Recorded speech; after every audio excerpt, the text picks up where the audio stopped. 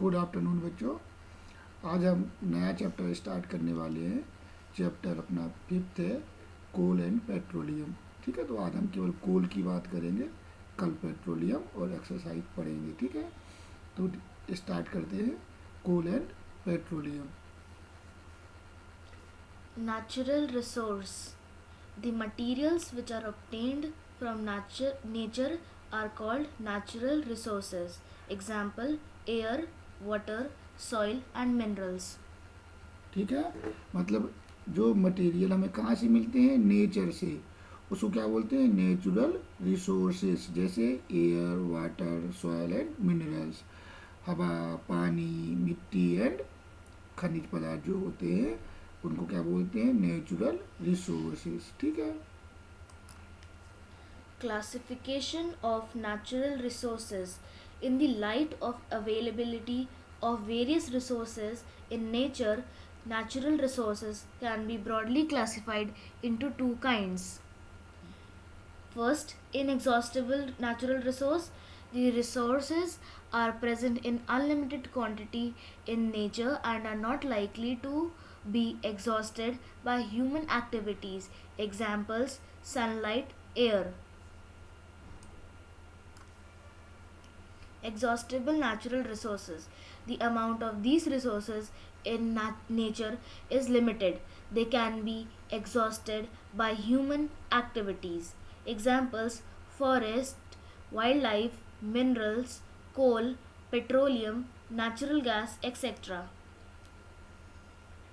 इसका मतलब है कि सब्सटेंस की अवेलेबिलिटी के अकॉर्डिंग हम इनको दो प्रकार से क्लासीफाइड कर सकते हैं। फर्स्ट तो कौन सा है, इनएग्जॉस्टेबल नेचुरल रिसोर्सेज, मतलब जो हमारे नेचर में अनलिमिटेड क्वांटिटी में हैं, वो कभी ख़त्म नहीं होंगे। जैसे ख़त्म नहीं होंगे किससे, ह्यूमन की एक्टिविटी से। सनलाइट और एयर, ये कभी ख़त्म नहीं होगी। सनलाइट हमेशा मिलती रहेगी चाहे इसका हम कितना ही यूज करें, और एयर।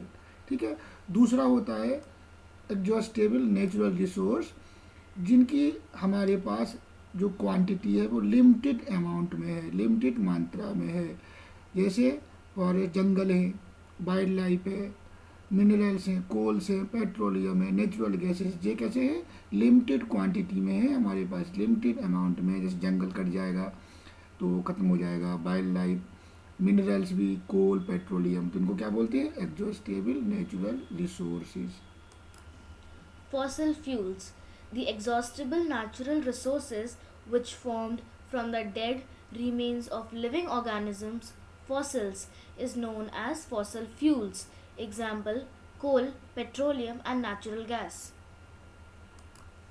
ठीक है। फॉसिल फ्यूल्स मतलब जो डेड रिमेन्स और लिविंग ऑर्गेनिज्म से प्राप्त होते हैं उसको क्या बोलते हैं, फॉसिल फ्यूल। जैसे कोल, पेट्रोलियम एंड नेचुरल गैस। इनको हम डिटेल में पढ़ेंगे अभी आगे कि कोल कैसे बनता है, पेट्रोलियम कैसे बनता है और नेचुरल गैस कैसे बनती है। तो आज हम क्या डिस्कस करने वाले हैं, केवल कोल के बारे में। ठीक है, कोल क्या है, कोल बनता कैसे है, ठीक है, इसके यूजेस क्या है, तो आगे चल के देखते हैं कोल। ठीक है, कोल क्या है। Coal. It is fossil fuels because it was formed from the remains of vegetation. The black structure is a coal. Formation of coal. About 300 million years ago, the earth had dense forest in low-lying wetland areas.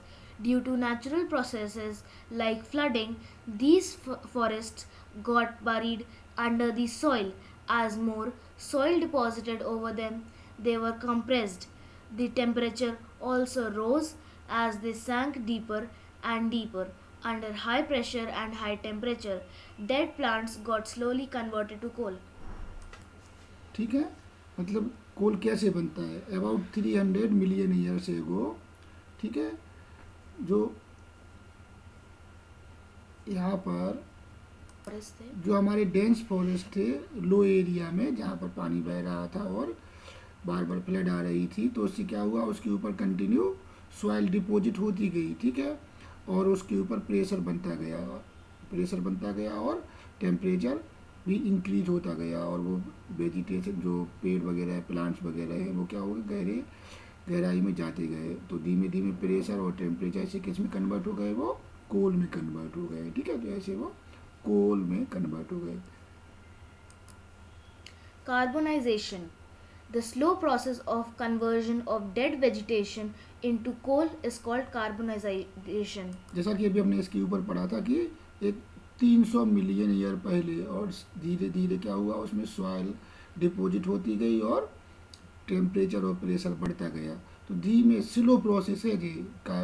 ऐसा नहीं कि हमने आज एक plants को ज़मीन में अंदर कर गाड़ दिए और वो कार्बन में कन्वर्ट हो गया। तो the slow process of conversion of dead vegetation into coal is called carbonisation. ठीक है।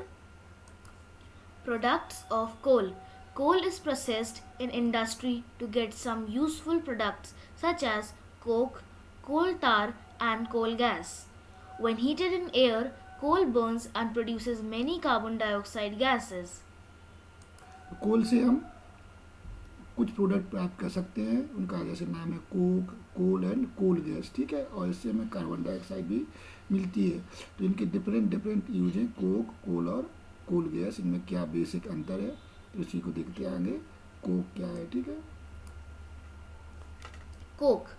It is a tough, porous, and black substance. It is an almost pure form of carbon. Coke is used in the manufacture of steel and in extraction of many metals. Coal tar. It is a black, thick liquid with an unpleasant smell. It is a mixture of about 200 substances. Products obtained from coal tar are used as starting materials for manufacturing various substances used in everyday life and in industry like synthetic dyes, drugs, explosives, perfumes, plastics, paints, photographic materials, roofing materials, etc. Interestingly, naphthalene balls used to repel moths and other insects are also obtained from coal tar. These days, bitumen, a petroleum product, is used in place of coal tar for metaling the roads. Coal gas. Coal gas is obtained during the processing of coal to get coke. It is used as a fuel in many industries situated near the coal processing plants. Coal gas was used for street lighting for the first time in London in 1810 and in New York around 1820. Nowadays, it is used as a source of heat rather than light. Thank you.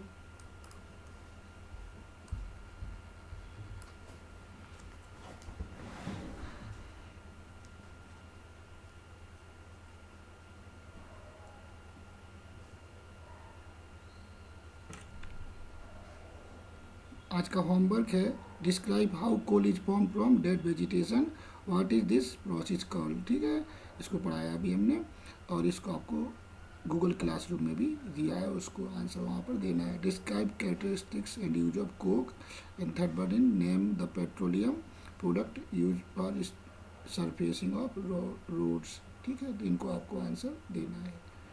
Thank you.